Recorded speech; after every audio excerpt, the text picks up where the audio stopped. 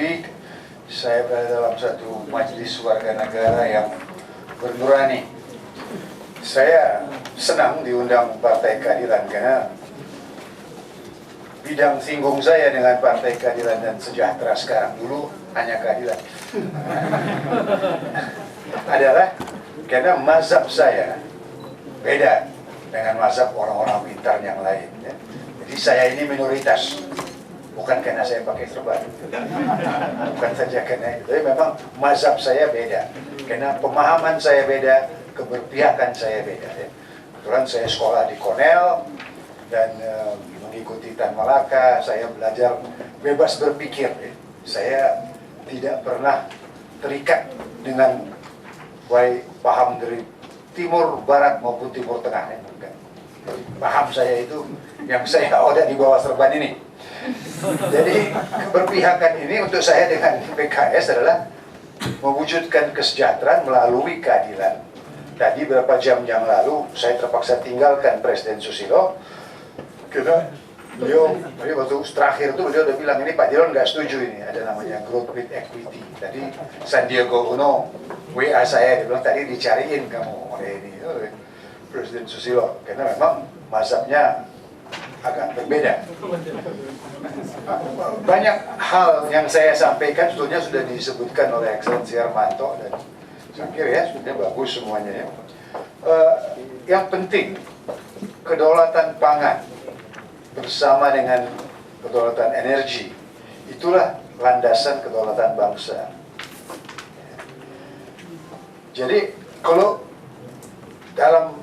di bawah serban saya ini kita udah keliru membangun bangsa ini, keliru, ya, urut-urutan keliru. Maka itu saya pernah jelaskan tanggal 18 Mei yang lalu di Taman Ismail Marzuki dan Akademi Jakarta bahwa mindset kita yang pejabat ini adalah feodal kolonial. Saya puluhan tahun yang lalu juga ke Komisi 4. Waktu itu bukan dia tapi Megawati di sini. Baik, kalian tahu Mbak Mega di Komisi 4. Nah, tapi saya lah termasuk counterpart beliau. Ada beberapa hal sebelum kita masuki, ya, nanti di dalam kita bicara ini karena waktu kita juga terbatas.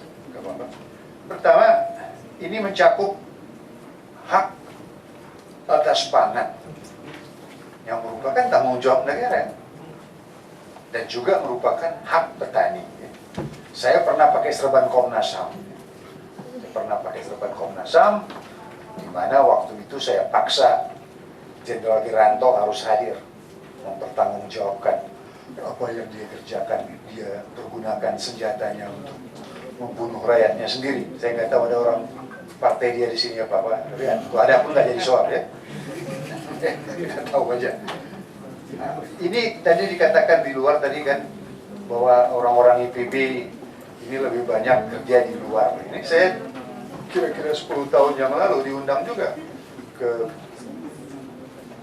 panitia ad hoc RPJMP dan mereka tanyakan, mas saya juga begitu, mereka meledek itu Pak Nilon, begitu banyak PhD di IPB, begitu banyak di pertanian, kenapa pertanian jadi gini? Ya, saya jawab sama mereka, karena kalian. Karena tidak pernah ada undang-undang yang pro petani. Jadi kalau ada undang-undang untuk mempertahankan lahan itu keliru.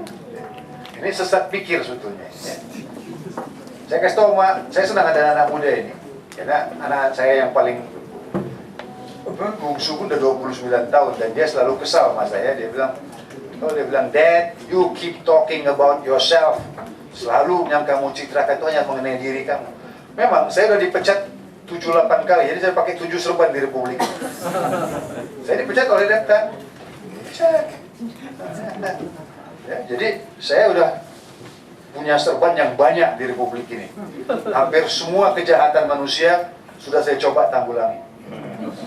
Ya, kemiskinan, korupsi, segala itu dapat. Anyway, jadi ini bukan salah sarjana-sarjana IPB ini. Ini sarjana pemerintah, karena pemerintah tidak berpihak, tidak pernah membangun pedesaan. Malah waktu saya pakai serban Ketua Majelis Wali Manat ITB, klik like, share, dan jangan lupa subscribe.